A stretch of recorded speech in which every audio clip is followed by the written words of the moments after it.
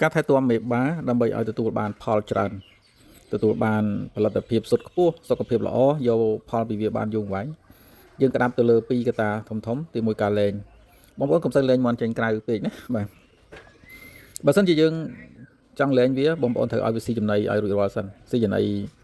ពេលព្រឹកឲ្យស៊ីឲ្យហើយបាទឲ្យវាស៊ីឆ្អែតហើយ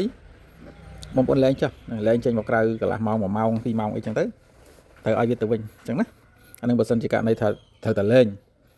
បាទប៉ុន្តែការលេងវាជួយឲ្យសត្វមានសុខភាពល្អគ្រាន់បើសិនតែវាចេញមកវាអាចកកាយដីណាវាសិតរោមទទួលបានពលឺថ្ងៃជារឿងដែលល្អក៏ប៉ុន្តែបើកាលណាតែយើងលេងវាជាប់បាទបលឹមឡើងលេងចោលលេងចោលមាត់នឹងឯងនឹងអាក់ពងហើយអាក់ពងយូរទៀតផងហ្នឹងអានេះវាប៉ុណ្ណឹងការលេងអញ្ចឹងណាតែមួយថ្ងៃយើងអាចលេង1ម៉ោង2ម៉ោងអីបានកុំឲ្យលេងច្រើនដងច្រើនម៉ោងពេកណាកុំឲ្យវាទៅជាអចិន្ត្រៃយ៍វាអត់សូវផឹកទឹកអត់សូវស៊ីចំណីអញ្ចឹងអត្រាពងនឹងធ្លាក់ចុះហើយពិបាកកែឡើងមកវិញទី2គឺការបិទបើកភ្លើងនៅពេលយប់បាទបងប្អូនត្រូវឲ្យភ្លើងទៅមេមន់16ទៅ18ម៉ោងក្នុងមួយថ្ងៃមានន័យថាពេលព្រឹកបងប្អូនអាចបើកភ្លើងធុងមេមួយត្រូវមានពូលភ្លើង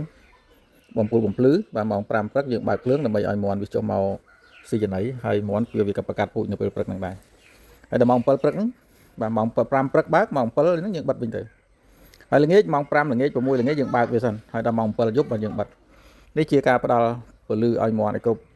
ប់ម៉ោងវាដើម្បីឲ្យមន់វាអាចស៊ីចំណីបានគ្រប់គ្រាន់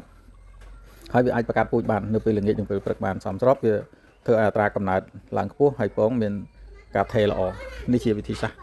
ក្នុងការថែទាំមេពូជហើយកម្មវិធីវ៉ាក់សាំងការពារយើងត្រូវធ្វើឲ្យបានទៀងទាត់មួយឆ្នាំយ៉ាងហោចក្នុងមួយមុខក៏បាន3ដងដែរបាទនៅក្នុងនោះមានយូកាអាសន្នរោគហើយនិងផ្ដាសាយបាក់សី